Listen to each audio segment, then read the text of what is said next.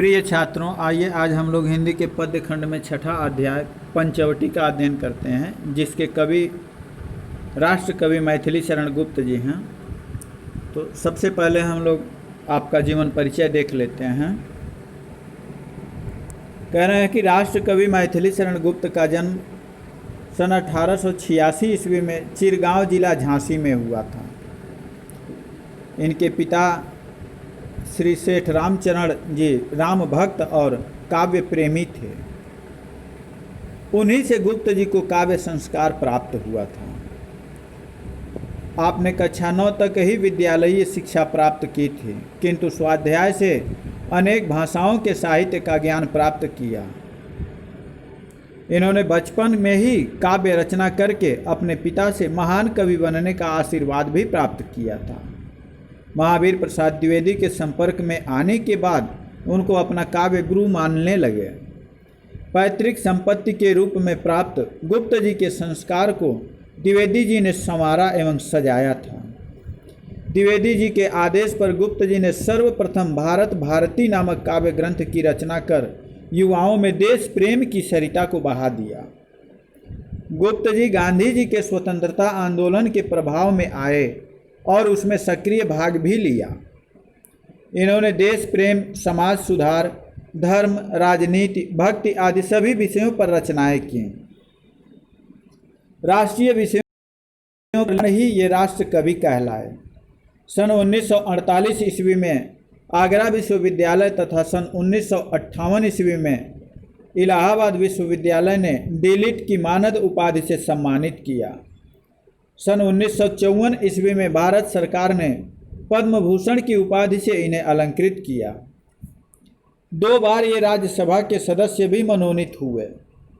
इनका देहावसान 12 दिसंबर सन 1964 ईस्वी को हुआ था।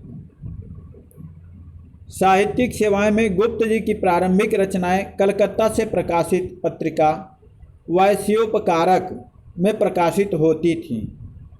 द्विवेदी जी के संपर्क में आने के बाद इनकी सभी रचनाएं सरस्वती पत्रिका में प्रकाशित होने लगी। सन 1909 ईस्वी में इनकी सर्वप्रथम पुस्तक रंग में भंग का प्रकाशन हुआ। इसके बाद सन 1912 ईस्वी में भारत भारती के प्रकाशित होने से इन्हें अपार ख्याति प्राप्त हुई। साकेत नामक महाकाव्य पर हिंदी साहित्य सम्मेलन ने इन्हें मंगला प्रसाद पारितोषिक प्रदान किया। इन्होंने अनेक अद्वितीय कृतियों का सृजन कर संपूर्ण हिंदी साहित्य जगत को विस्मित कर दिया। खड़ी बोली के स्वरूप निर्धारण और उसके विकास में इन्होंने अपना बहुमूल्य योगदान दिया। गुप्त जी की रचनाएं हैं। इनकी 40 मौलिक तथा 6 अनुदित पुस्तकें प्रकाशित हुई हैं। इनकी प्रसिद्ध रचनाएं इस प्रकार से हैं। भारत भारती, इस काव्य ग्रंथ में देश के गौरव की कविताएं हैं। दूसरा है यशोधरा, इसमें गौतम के वन चले जाने के पश्चात उपेक्षित यशोधरा के चरित्र को काव्य का आधार बनाया गया है। साकेत है, इसमें साकेत में यानी अयोध्या का वर्णन है।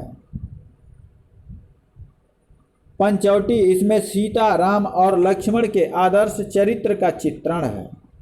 इसके अतिरिक्त जयद्रथ वध, जय भारत, द्वापर, सिद्धराज, अनग, झंकार, नहुस, पृथ्वीपुत्र, रंग में भंग, गुरुकुल, किसान, हिंदू, चंद्रहास, मंगल घट, कुड़ाल गीत तथा मेघनाद वध आदि महत्वपूर्ण रचनाएं हैं। गुप्त जी की भाषा शैली शुद्ध साहित्यिक एवं परिमार्जित खड़ी बोली है। इनकी भाषा सुगठित तथा ओज एवं प्रसाद गुण से युक्त है।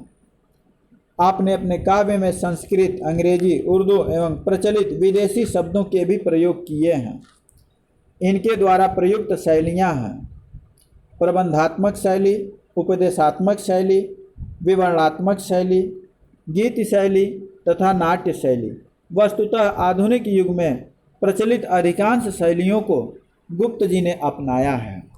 आज के लिए बस इतना ही है। आप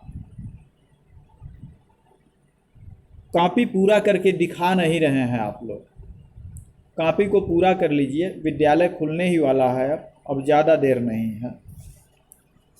तो ऐसे में आपकी कॉपी पूरी होनी चाहिए, नहीं तो फिर कॉपी पूरी करने में लग जाएंगे तो समय ज़्यादा नुकसान होगा आपका। इसलिए बेहतर होगा कि आप अपनी कॉपी पूरी करते रहें।